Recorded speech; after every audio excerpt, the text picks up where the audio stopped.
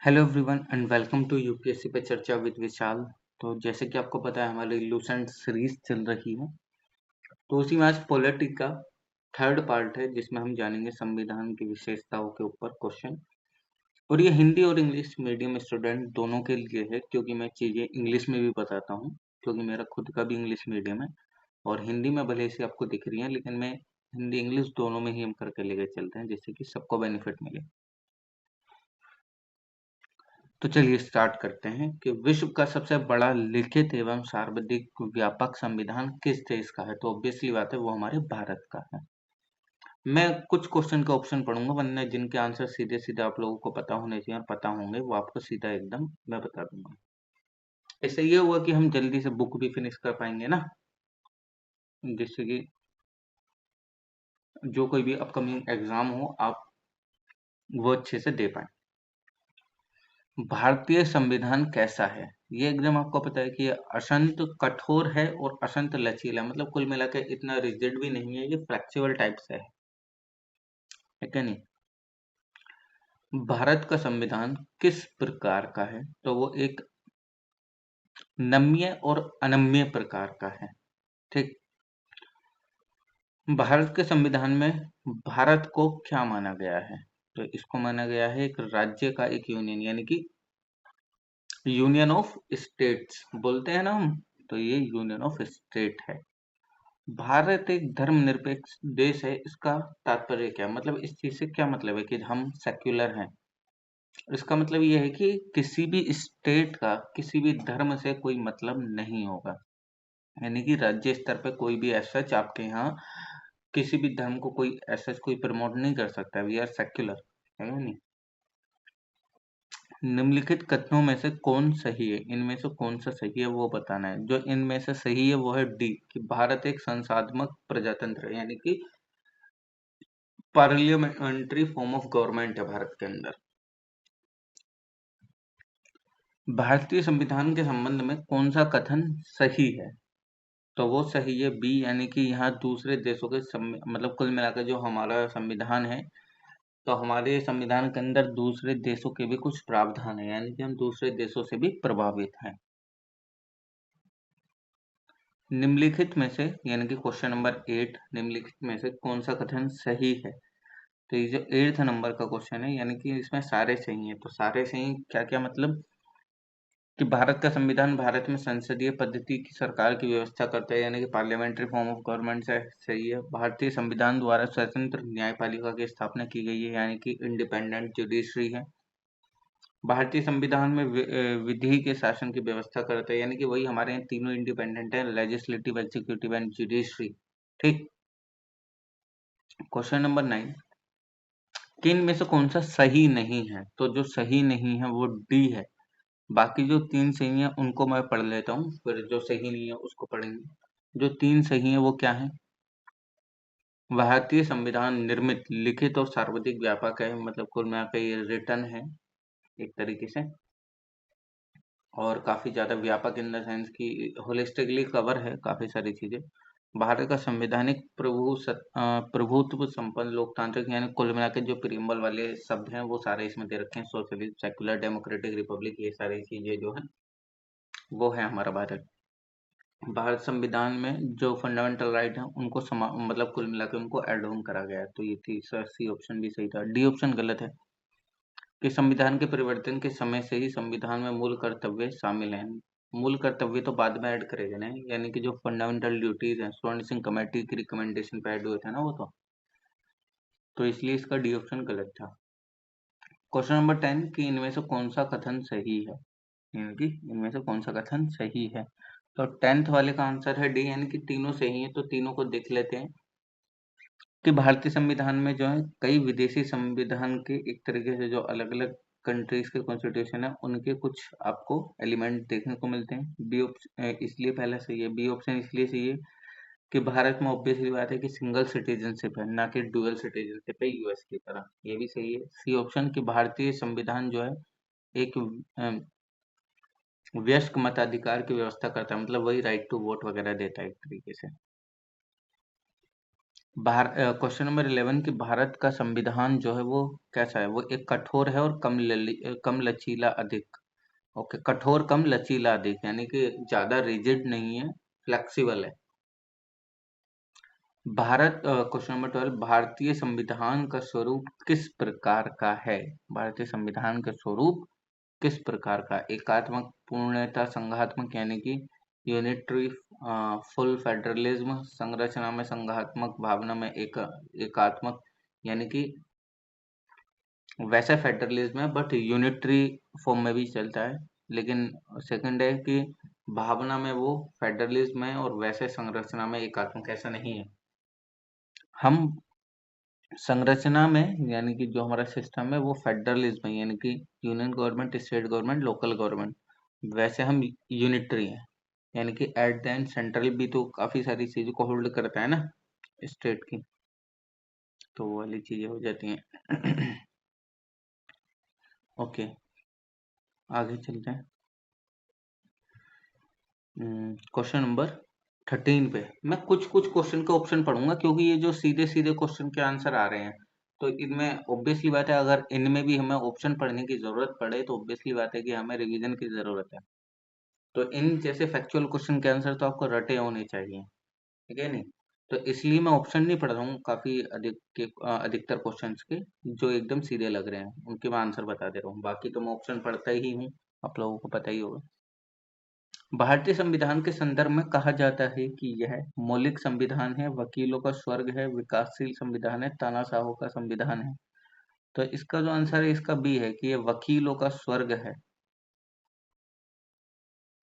15 question की भारतीय संविधान पर सबसे अधिक प्रभाव किसका पड़ा? अब आप बोलेंगे कि पिछले क्वेश्चन में कि वकीलों का स्वर्ग कैसे, कि इसमें काफी सारी चीजें ऐसी हैं जो कि लूप होल या वर्ड कुछ ऐसे हैं जो कि समझ नहीं आते हैं।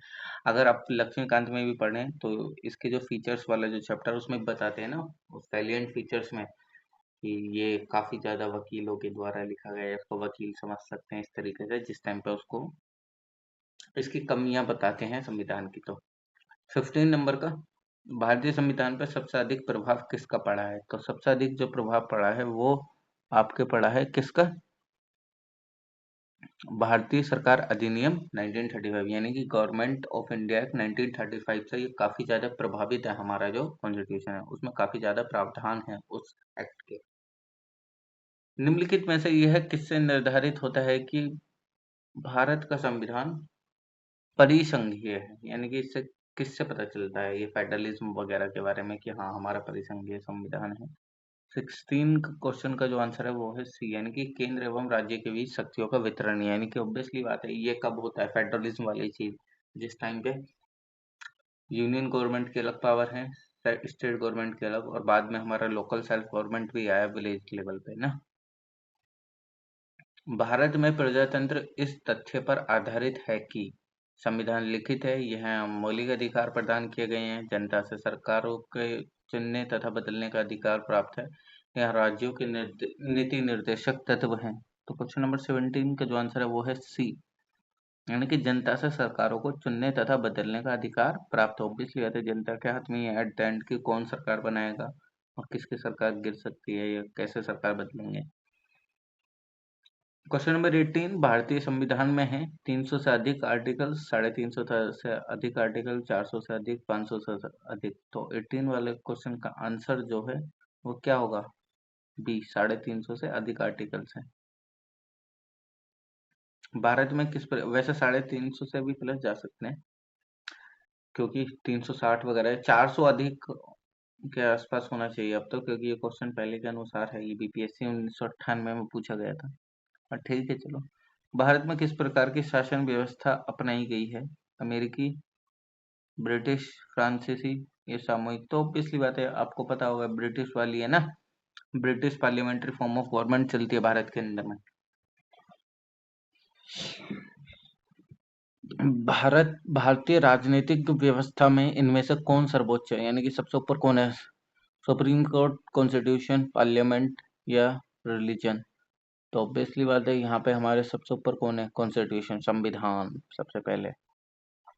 भारतीय संविधान के वृद्ध होने का कारण क्या है? इसमें अनेक संविधानों के अनुभव समाविष्ट हैं, इसमें विस्तृत प्रशासकीय प्रावधान है। यह एक बड़े देश के शासन से संबंधित है। इसमें संघ तथा राज्य दोनों सरकारों का संविधान है। तो इसका जो आंसर है वो है डी, यानी कि हमारे भारतीय संविधान में संघ यानी कि संघ तथा राज्य दोनों सरकारों का संविधान है, यानी कि यूनियन वगैरह ये सारे मतलब हर एक का हमारे पास आपको देखने को मिलेगा। मतलब जस्ट लाइक जैसे स्टेट गवर्नमेंट से रिलेटेड भी आपको प्रावधान देखने को मिलते हैं ना इसमें, जो स्टेट वाले आ जाते हैं कि गवर्नर होगा, कैसे होगा, बाइकैमलरिज्म होगा, लेजिस्लेटिव होगा, 169 के थ्रू आप उसको क्रिएट कर सकते हैं, हटा सकते हैं। तो आपको स्टेट का भी मिलता है प्लस आपको पार्लियामेंट का भी मिलता है। जो ये आर्टिकल स्टार्ट हो जाते हैं 74, 75, 76, 77, 78 इस तरीके से 123 तक, तो आपको दोनों का अलग अलग चीजें वर्किंग वगैरह के बारे में आपको संविधान में मिलेगा। तो इसलिए ये वृद्ध होने का कारण है। भारतीय संविधान का अभिभावक कौन है? अभिभावक कौन है? तो ऑब्वियस सी बात है, सर्वोच्च न्यायालय। लास्ट जो जजमेंट है वो कौन देता है? Supreme court.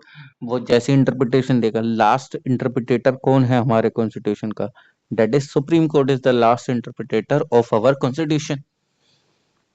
भारत में वयस्क मताधिकार की सीमा क्या है? ये तो एकदम सबको बच्चे बच्चे को पता होगा। 18 वर्ष का व्यक्ति वोट डालता है। आर्टिकल 326 के थ्रू हमको राइट टू वोट का अधिकार मिलता है। भारतीय संघ व्यवस्था की एक विशेषता है, तो क्या विशेषता है? कि दोहरी नागरिकता नहीं, हमारे यहाँ सिंगल सिटीजनशिप है। संविधान की सर्वोच्चता, एग्जैक्टली। केंद्र में संपूर्ण शक्ति, गलत है। शक्तियों का एकीकरण, गलत है। बी ऑप्शन सही है, संविधान की सर्वोच्चता। 25, भारत के संविधान में संघीय शब्द की जगह किन शब्दों को स्थान दिया गया है? मतलब संघ की जगह कौन से शब्द आते हैं? संघीय राज्य, संघों का राज्य, राज्यों का संघ, इकाइयों का संघ। आपने पढ़ा होगा ना यूनियन ऑफ स्टेट वगैरह करके ना, यूनियन ऑफ स्टेट करके राज्यों का संघ। ये भारतीय संविधान में कितनी सूचियां? हमारे यहाँ 3 सूचियां हैं, स्टेट लिस्ट, यूनियन लिस्ट और कॉन्करेंट लिस्ट, है कि नहीं? तो ये तो बच्चे बच्चे को पता होना चाहिए। भारत का संविधान अपना प्राधिकार किससे प्राप्त करता है? तो अगर देखा जाए तो इसका आंसर क्या है? भारत की जनता से। भारत में वैध प्रभुसत्ता निहित है, राष्ट्रपति में, न्यायपालिका में, मंत्रिमंडल में, संविधान में। तो ये जो 28 वाला क्वेश्चन है इसका आंसर क्या है? डी, यानी कि संविधान में है। भारतीय संविधान की संरचना किस प्रकार का है? संघीय, एकात्मक, कठोर, कुछ एकात्मक कुछ कठोर। तो 29 वाले का डी, के कुछ एकात्मक और कुछ कठोर, यानी कि कुछ वो भी रिजिड भी है कुछ की, पूरी बदल नहीं सकते, यानी कि फंडामेंटल राइट्स को हटा थोड़ी सकते हो आप एक तरीके से। थोड़ा बहुत चेंज कर सकते हो बट हटा तो नहीं सकते, एड ऑन कर सकते हो। चलिए आगे। भारतीय संविधान चलो ये तो हो गया। भारत के संविधान के क्वेश्चन नंबर 30 कर रहा हूँ मैं। भारत के संविधान के अधीन निम्नलिखित कथनों में से कौन से सही हैं? तो जो सही है मैं आपको सीधा डायरेक्टली वही बता देता हूँ पहले। वैसे इसमें 1, 2 एंड 3 सही है, यानी कि संविधान सर्वोच्च है, संघ तथा राज्य सरकारों के बीच शक्तियों का स्पष्ट विभाजन है कि नहीं? यूनियन और स्टेट के बीच में एकदम स्पष्ट तरीके से डिवाइड कर रखा है, डिवीजन ऑफ पावर आपको देखने को मिलता है। और संविधान के संशोधनों के लिए विहित प्रक्रिया का अनुसरण करना होता है, एग्जैक्टली।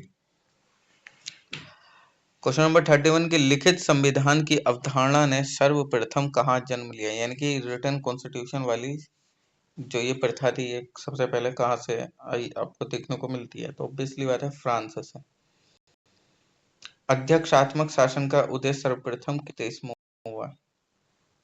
तो ये भी आपको डायरेक्ट पता होना चाहिए, ये हुआ था यूएसए में। निम्नलिखित में से कौन सा एक भारतीय संविधान का दर्शन नहीं है? कल्याणकारी राज्य, समाजवादी राज्य, राजनीतिक समानता, साम्यवादी राज्य। तो इसका जो आंसर है वो है डी, यानी कि साम्यवादी राज्य। साम्यवादी राज्य हमारे यहाँ का कोई भी एक वो नहीं है, मतलब हमारे यहाँ डिफाइंड नहीं है। क्वेश्चन नंबर 34 में वही है कि दो स्टेटमेंट दे रखे हैं, बताना है कि कारण सही है कि नहीं है। तो इसका सीधा आंसर करके मैं बता देता हूँ कि ये दोनों सही हैं, और जो दूसरा वाला इसका सही व्याख्या है कि भारतीय संविधान अर्ध संघात्मक है, और भारतीय संविधान ना तो संघात्मक है और ना ही एकात्मक है, एग्जैक्टली।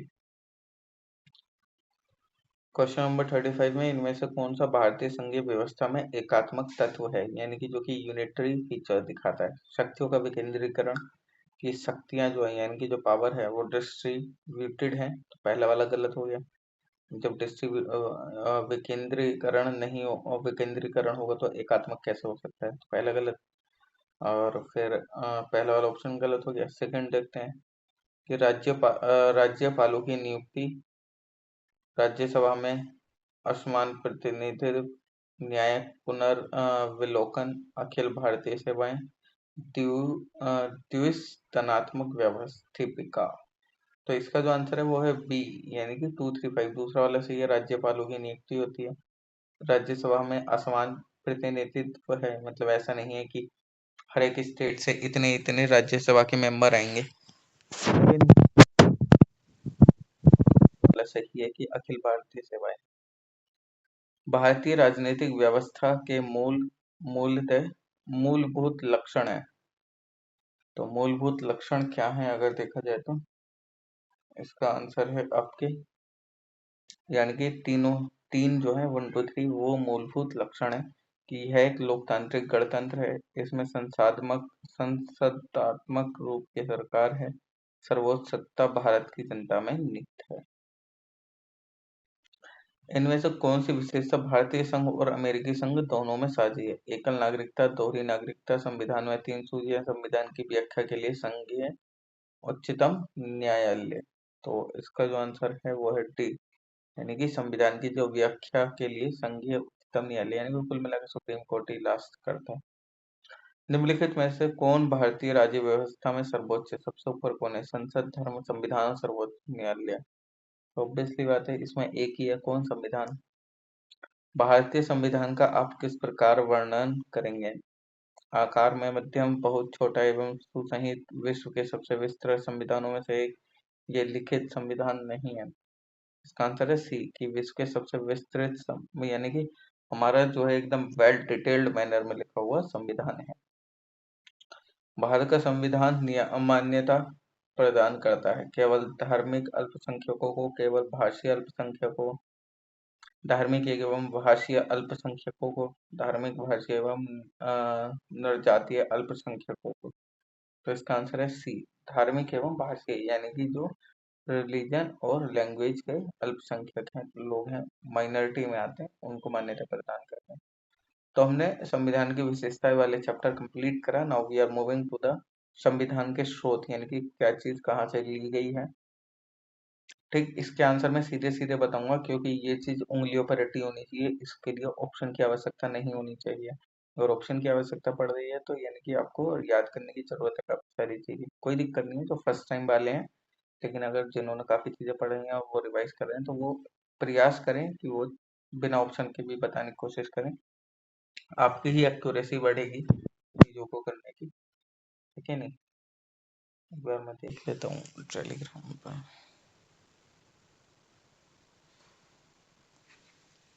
मैम बताना है पेज नंबर, हैप्पीनेस मैम। संविधान के स्रोत, polity, page number 11। Okay, thank you.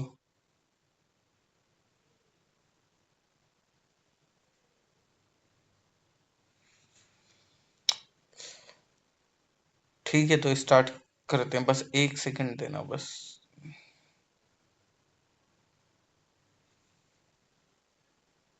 मैं 1 मिनट बस पानी पी लेता हूँ।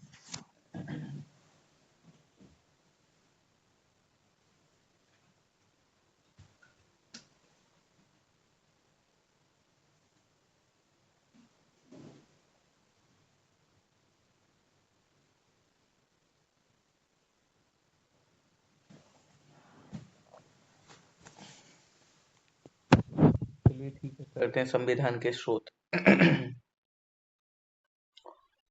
भारतीय संविधान की कौन सी विशेष व्यवस्था इंग्लैंड से ली गई है? इंग्लैंड से क्या लिया गया है? संसदीय प्रणाली, पार्लियामेंट्री फॉर्म ऑफ गवर्नमेंट।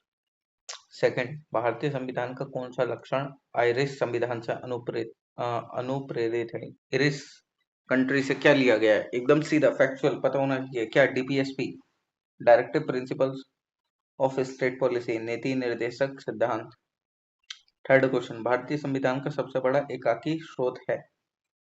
इसका सीधा क्या है? डी यानी कि गवर्नमेंट ऑफ इंडिया एक्ट 1935, यानी कि सबसे ज्यादा हमने प्रोविजन कहाँ से लिए? गवर्नमेंट ऑफ इंडिया एक्ट 1935 से। क्वेश्चन नंबर 4, भारत की संघीय व्यवस्था किस देश की संघीय व्यवस्था से अधिक समानता रखती है? यानी कि जो हमारा फेडरलिज्म है वो किस कंट्री के फेडरलिज्म के बराबर है? तो ऑब्वियसली बात है, सीधा आंसर क्या? कनाडा।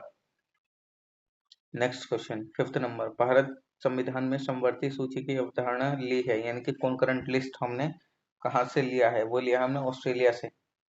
नेक्स्ट क्वेश्चन नंबर 6, भारतीय संविधान के अंतर्गत संघ और राज्यों के बीच शक्तियों का विभाजन किस प्रेरणा पर आधारित है? यानी कि यूनियन गवर्नमेंट और स्टेट गवर्नमेंट के बीच में जो पावर का डिवीजन है वो कहाँ से हमने लिया है? वो लिया है हमने कनाडा से। क्वेश्चन नंबर 7, भारतीय संविधान में मौलिक कर्तव्यों का विचार लिया गया है। मौलिक कर्तव्य हैं हमारे क्या? फंडामेंटल ड्यूटीज का विचार कहाँ से लिया गया है? वो लिया गया है रूस के संविधान से। क्वेश्चन नंबर 8, भारतीय संविधान में शामिल नीति निर्देशक सिद्धांत किस संविधान से प्रेरित हैं? अभी ऊपर पढ़ा था हमने, क्या था इसका answer? Ireland, British. Question number 9, भारतीय संविधान में मौलिक अधिकारों का उल्लेख करते हुए निम्नलिखित में से किस देश का अनुसरण किया गया है? एकदम सीधा फैक्चुअल पता होना चाहिए क्या? America, fundamental rights. Question number 10, Bharat में सरकार की संसदीय प्रणाली कहाँ से ग्रहण की गई है? पार्लियामेंट्री फॉर्म ऑफ गवर्नमेंट, अभी फर्स्ट क्वेश्चन के थ्रू पढ़ा था, बट क्या होना चाहिए आंसर? ब्रिटिश। 11, भारत के संविधान निर्माताओं ने न्याय पुनरावलोकन के विचार को ग्रहण किया है। ये आई थिंक इंग्लिश में इसको कॉन्स्टिट्यूशनल अमेंडमेंट बोलते हैं। ये स्विट्जरलैंड से लिया गया है। नहीं नहीं नहीं नहीं, सॉरी, अमेरिका है ये। पुनरावलोकन मेरे क्या बोलते हैं इसको? नहीं नहीं नहीं, सॉरी, जुडिशरी। जुडिशरी, हाँ हाँ हाँ, जुडिशरी वाला। हाँ, जुडिशियल रिव्यू, एग्जैक्टली, ये अमेरिका से लिया गया है। Exactly exactly, thank you so much बताने के लिए। क्वेश्चन नंबर 12, कानून के समान संरक्षण वाक्य कहाँ से लिया गया है? ये लिया गया है अमेरिका से। भारतीय संविधान में आपात संबंधी उपबंध भारत शासन अधिनियम 1935 और डैश के संविधान से लिया गया है।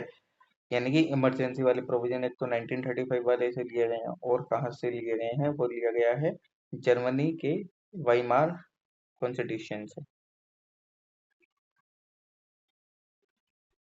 क्वेश्चन नंबर 14, कि भारतीय संविधान में राज्य नीति के निर्देशक सिद्धांतों की कल्पना कहाँ से अंगीकार की गई है? यानी कि टीपीएसपी कहाँ से लिए गए हैं? सीधा सीधा बताना है, आयरलैंड व स्पेन। क्वेश्चन नंबर 15, राष्ट्रपति द्वारा राज्यसभा के सदस्यों के नामांकन का नियम किस देश से संविधान से लिया गया है? यानी कि राज्यसभा के जो सदस्यों का नॉमिनेशन है वो आपको कहाँ से देखने को मिलता है? वो मिलता है आपको आयरलैंड। क्वेश्चन नंबर 16, की संविधान के संरक्षक के रूप में सर्वोच्च न्यायालय यानी कि सुप्रीम कोर्ट का जो अधिकार विश्व के किस संविधान से लिया गया है? ये जो लिया गया है वो आपके अमेरिका के संविधान से। क्वेश्चन नंबर 17, भारतीय संविधान में उल्लेखित स्वतंत्रता, समानता और बंधुता की संकल्पना किससे प्रेरित है? यानी कि एक तरीके से अगर बोला जाए तो लिबर्टी वगैरह ये सारी चीजें फ्रांस के संविधान से है कि नहीं? इक्वालिटी, फ्रेटर्निटी, ये सारी चीजें फ्रेंच रेवोल्यूशन से आई थी ना। क्वेश्चन नंबर 18, भारत में कलेक्टर का पद औपनिवेशिक शासन ने उधार लिया था कहाँ से? इंग्लैंड से, है ना? वही तो हमारे यहाँ भी चलते हैं ना। विधि के समक्ष क्षमता लिया गया है। विधि के समक्ष क्षमता, ये विधि के समक्ष क्षमता को इंग्लिश में क्या बोलेंगे? एनीवन अगर किसी को पता हो तो?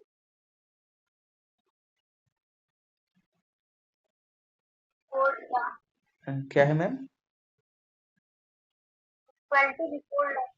अच्छा, इक्वालिटी बिफोर लॉ। ओके ठीक है, ये तो इंग्लैंड से लिया गया है। ओके। सर्व सत्ता संपन्न संसद की अवधारणा किस देश की देन है? तो वो है इंग्लैंड। क्वेश्चन नंबर 21, भारतीय संविधान में मूल कर्तव्यों को शामिल करने का विचार किस देश के संविधान से लिया गया है? तो इसका आंसर क्या है? पूर्व सोवियत संघ यानी कि रूस। क्वेश्चन नंबर 22, भारतीय संविधान द्वारा प्रदत्त मौलिक अधिकारों के स्थगन संबंधी कार्यपालिका के अधिकारों को किस देश के संविधान से लिया गया है? जर्मनी से। संयुक्त राज्य अमेरिका के संवैधानिक आदर्शों पर भारतीय संविधान में कौन कौन सी व्यवस्था शामिल की गई है? तो इसका आंसर है डी, यानी कि सारी। कौन कौन सी? संघीय शासन यानी कि फेडरलिज्म, मौलिक अधिकार फंडामेंटल राइट, स्वतंत्र एवं निष्पक्ष सर्वोच्च न्यायालय और न्यायिक पुनर्नि अरे यार क्या है ये, पुनर्विलोकन, सॉरी फॉर प्रोनाउंसिएशन, बट हाँ ये फेडरलिज्म फॉर्म ऑफ मतलब एक तरीके से federalism form of government, fundamental right और जुडिशरी से रिलेटेड चीजें अमेरिका से ली गई थी ना। क्वेश्चन नंबर 24, भारतीय संविधान के निर्माण में सर्वाधिक गंभीर प्रभाव निम्नलिखित में से किसने छोड़ा है? तो ये तो हम बार बार रिपीटेशन पे बार बार एक ही क्वेश्चन पढ़ रहे हैं। क्या गवर्नमेंट ऑफ इंडिया 1935, मैक्सिमम चीजें वहां से। क्वेश्चन नंबर 25, भारतीय संविधान में संघवाद किस देश से लिया गया है? जस्ट अभी ऊपर ही पढ़ा था ये, आप लोगों को पता भी होगा, क्या? कनाडा। क्वेश्चन नंबर 26, सर्वोच्च न्यायालय की व्यवस्था भारतीय संविधान में किस देश से ली गई है? सर्वोच्च न्यायालय वाली जो चीज है यानी कि सुप्रीम कोर्ट वाली, कहाँ से? यूएसए से। संघात्मक शासन व्यवस्था को सर्वप्रथम किस देश ने अपनाया यानी कि फेडरल फॉर्म ऑफ गवर्नमेंट सबसे पहले किस कंट्री ने अपनाया था? तो वो था कनाडा। क्वेश्चन नंबर 28, भारत की संसदीय प्रणाली प्रभावित है। ऑब्वियसली बात है, इंग्लैंड से कितनी बार पढ़ा, रिवीजन हो रहा है आपका। क्वेश्चन नंबर 29, भारत के संविधान की प्रस्तावना में प्रतिष्ठित स्वतंत्रता, समानता और भाईचारे के आदर्शों की प्रेरणा कहाँ से मिली थी? ऑब्वियसली बात है, सीधा क्या, फ्रांस की क्रांति से मिली थी।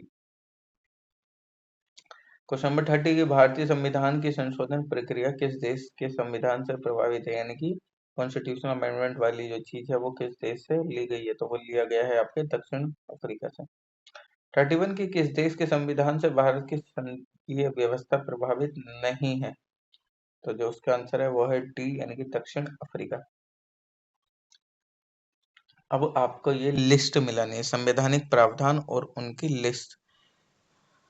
तो मैं इसका सीधा आंसर बता देता हूँ, तो जिससे कि आपको पता चल जाएगा। 32 का जो है वो है आंसर बी, यानी कि 4312 मौलिक अधिकार अमेरिका अधिकार पत्र पे है, और राज्य के नीति निर्देशक तत्व वही आयरिश, मंत्रिमंडलीय सरकार वही ब्रिटिश, केंद्रीय राज्य संबंध यानी कि कनाडा। ये जो हम अभी ऊपर पढ़ रहे थे वही। निम्नलिखित क्वेश्चन नंबर 33, निम्नलिखित में से कौन सा लक्षण भारतीय परिसंघ और अमेरिकी परिसंघ में समान रूप से पाया जाता है?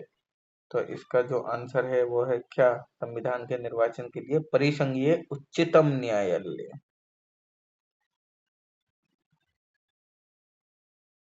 क्वेश्चन नंबर 34 कि संसदीय शासन प्रणाली सर्वप्रथम किस देश में विकसित हुई यानी पार्लियामेंट्री वाली? तो ये कहाँ हुई थी? ब्रिटेन में। और निम्नलिखित में से वह संवैधानिक दस्तावेज कौन सा है जिसका भारतीय संविधान तैयार करने में गहरा प्रभाव पड़ा था? तो इसका आंसर है भारत सरकार अधिनियम 1935। ठीक। ये तो बार बार रिपीट हो रहा है क्वेश्चन। भारतीय संविधान में मूलभूत अधिकार किस संविधान से लिए गए थे? तो इसका आंसर क्या है? यूएस से। क्वेश्चन नंबर 37, भारत के राष्ट्रपति की आपातकालीन शक्तियां निम्नलिखित में से किस देश की देन है यानी कि इमरजेंसी वाली जो चीज है वो कहाँ से? जर्मनी के वाइमार कॉन्स्टिट्यूशन से। भारत के संविधान के निर्माताओं ने मौलिक अधिकारों की अवधारणा को उधार लिया था यानी कि फंडामेंटल राइट्स कहाँ से लिए थे? यूएसए से लिए थे। क्वेश्चन नंबर 39, संविधान निर्माताओं ने कौन सा लक्षण अमेरिका के संविधान से ग्रहण किया है? तो ऑब्वियसली बात है, सीधा सीधा आंसर अब भी लगा सकते हो, ये तीनों ही लिए थे, न्यायिक समीक्षा भी, मौलिक अधिकार भी, सर्वोच्च न्यायालय के न्यायाधीशों को पद से हटाने की विधि भी। क्वेश्चन नंबर 40, हमारे संविधान में मूल अधिकार किस संविधान से प्रेरित हैं? तो जो इसका आंसर है वो है ए, अमेरिका से। निम्नलिखित में से कौन सी एक वह मूल अधिकारिका है जिसे भारतीय संविधान विकसित हुआ? तो कैसे विकसित हुआ? भारत शासन अधिनियम 1935 से। तो ये भी 41 क्वेश्चन हो गए, यानी कि कुल मिला के 81 क्वेश्चन हो गए। संविधान के भाग और पढ़ लेंगे तो यानी कि कुल मिला के इनको अगर देखा जाए तो संविधान के भाग तक कर लेते हैं। डेली डेली 100 के आसपास क्वेश्चन भी कर लेंगे ना तो भी ठीक है, कोई दिक्कत नहीं है। यानी कि अगर हम 100 क्वेश्चन कर रहे हैं 10 दिन में 1000 क्वेश्चन हो जाएंगे। और अभी अगर यूपीपीसीएस को फोकस करके चला जाए और मैं लास्ट में देखूं कि आज 8 नवंबर है और 30 तारीख तक 20-22 दिन है, तो यानी कि 3-4 हजार क्वेश्चन हम कर लेंगे। बीच में एक आध मैराथन सेशन ले लूंगा तो कुल मिला के फिनिश तो हो ही जाएंगे। 3-4 हजार क्वेश्चन हो जाएंगे, बाकी रिवीजन चलता रहेगा। और पर सब्जेक्ट 3-4 हजार क्वेश्चन, यानी कि समझ रहे हो, अलग अलग सब्जेक्ट के 100 क्वेश्चन ही कर रहा हूँ मैं। 3000 क्वेश्चन एक सब्जेक्ट के, और 5-6 सब्जेक्ट मान लो, 5 ही मान लो, 15,000 क्वेश्चन। समझ रहे हो कितना तगड़ा रिवीजन हो जाएगा। बहुत अच्छी तरीके से। चलिए आगे देखते हैं। संविधान के भाग, संविधान के भाग देख लेते हैं।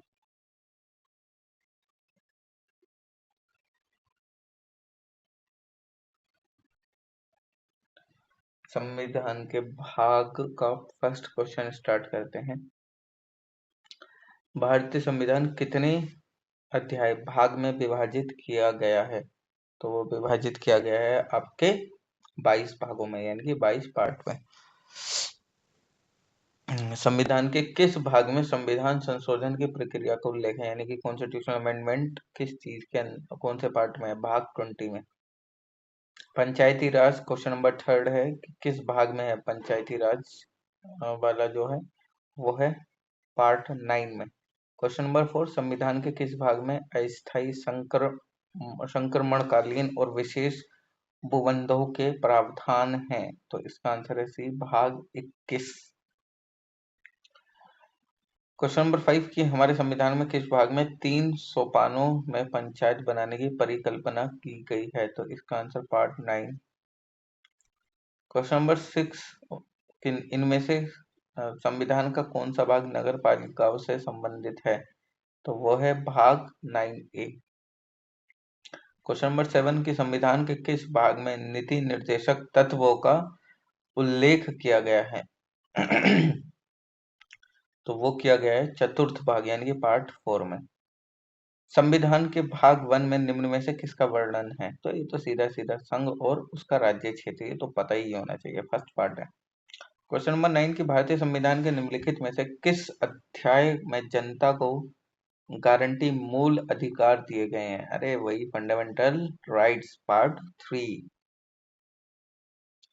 क्वेश्चन नंबर 10 की भारतीय नागरिकों के मूल कर्तव्यों का विवरण संविधान के किस भाग में दिया गया है? तो वो दिया गया है पार्ट 4 के अंदर में। क्या है पार्ट 4 में बताओ? मूल कर्तव्य है, फंडामेंटल ड्यूटीज।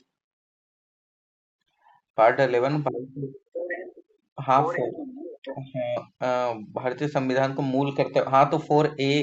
अच्छा मैंने के नहीं बोला इसमें, भाग 4 क्या लिखा हुआ है इसमें, ठीक है हाँ। के लिखा हुआ है, कोई दिक्कत नहीं, नहीं इसमें आंसर में क्या लिखा हुआ है, सही आंसर इसका। चलिए भारत के संविधान का भाग 4 किसके बारे में बताता है? वही क्या है, DPSP, directive principles of state policy. Question number 12 की संघीय कार्यपालिका की व्याख्या संविधान के किस भाग में की गई है? तो ये भी सीधे ही पता है अपन को, क्या भाग 4, वो सॉरी भाग 5 यानी कि पार्ट 5 में। संविधान के किस भाग में नागरिकता का उल्लेख है? तो ये भी आपको सीधा पता है, पार्ट 2। लास्ट क्वेश्चन संविधान के भाग से रिलेटेड, इसका मैं डायरेक्टली आंसर बता देता हूँ आंसर के सहित। तो आप पार्ट 9 पंचायत से रिलेटेड है, ठीक। और पार्ट 8, पार्ट जो 8 है वो किस चीज से रिलेटेड है? संघ क्षेत्र। और पार्ट 4A मूल कर्तव्य, पार्ट 9A नगर पालिका। ओके, एक सेकेंड, तो ये भी कंप्लीट कर लिया है। अच्छा ASR जी क्या हाल चाल? मैं ये बोल रहा हूँ, आपने ये पॉलिटी की लूसेंट, मैं ये बोल रहा था, पॉलिटी की लूसेंट बुक खोल रखी है आपने? मैंने खोल नहीं रखी है, बट मैंने पढ़ रखी है, तो ये सारे क्वेश्चन मेरे पे सब लिखे हुए हैं। अच्छा, नहीं नहीं, वो तो ठीक है, एक बार ओपन करोगे ग्रुप में से निकाल के बुक को? मैं कौन सी लैंग्वेज में ओपन? हाँ, ये इसी में ग्रुप के उसमें चले जाओ, फाइल्स में मिल जाएगा लूसेंट पॉलिटी।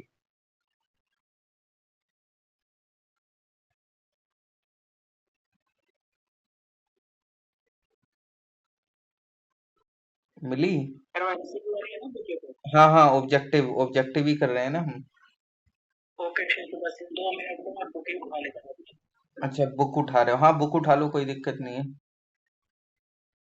वरना इसमें पीडीएफ में, मैं एक सेकंड रुको, पिन भी कर देता हूँ, उस पीडीएफ को दोबारा सेंड कर देंगे, क्या दिक्कत है?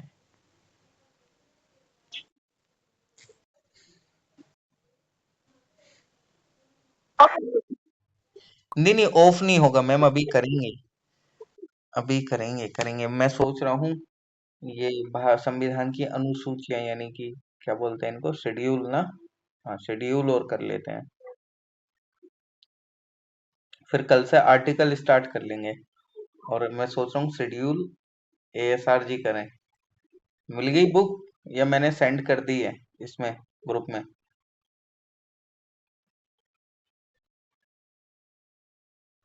मेरे को थोड़ा काफी ज्यादा ही दिक्कत हो जा रहा है।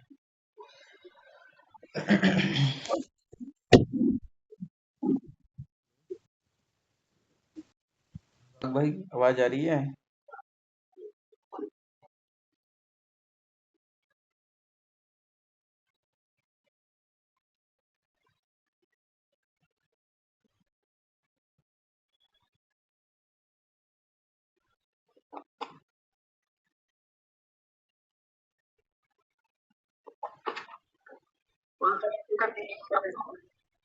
संविधान की अनुसूचियां, पेज नंबर 13।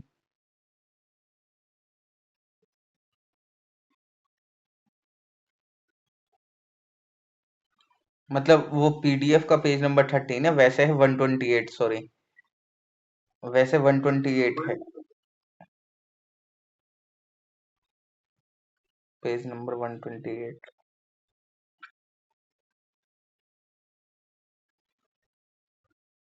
संविधान की अनुसूचियां।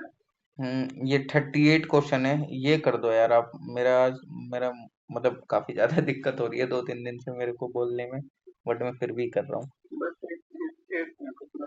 हम्म, हम्म। हाँ, संविधान की अनुसूचियां।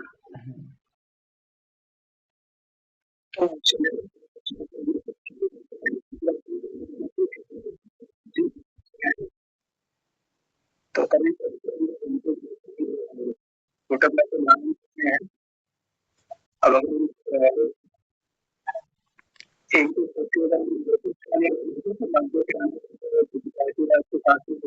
पंचायती के लिए और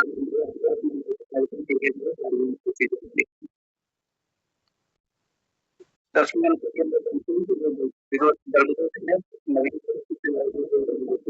कृषि कानून और आर्टिकल करते हैं भाषण को संबंधित, साथ ही विधायक कम देख उसको बोले शिक्षा क्षेत्र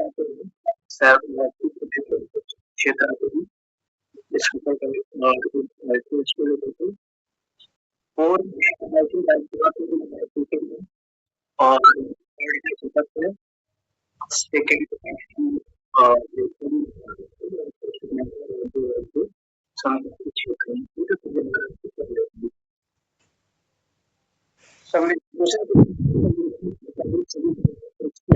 प्रारूप संविधान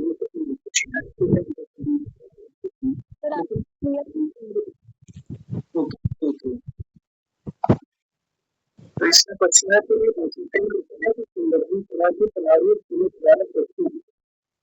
प्रारूप संविधान, ठीक है, तो उसमें तो उसमें हम देखते हैं कि स्टार्टिंग में तो उसको कहते हैं रहते हैं तो 8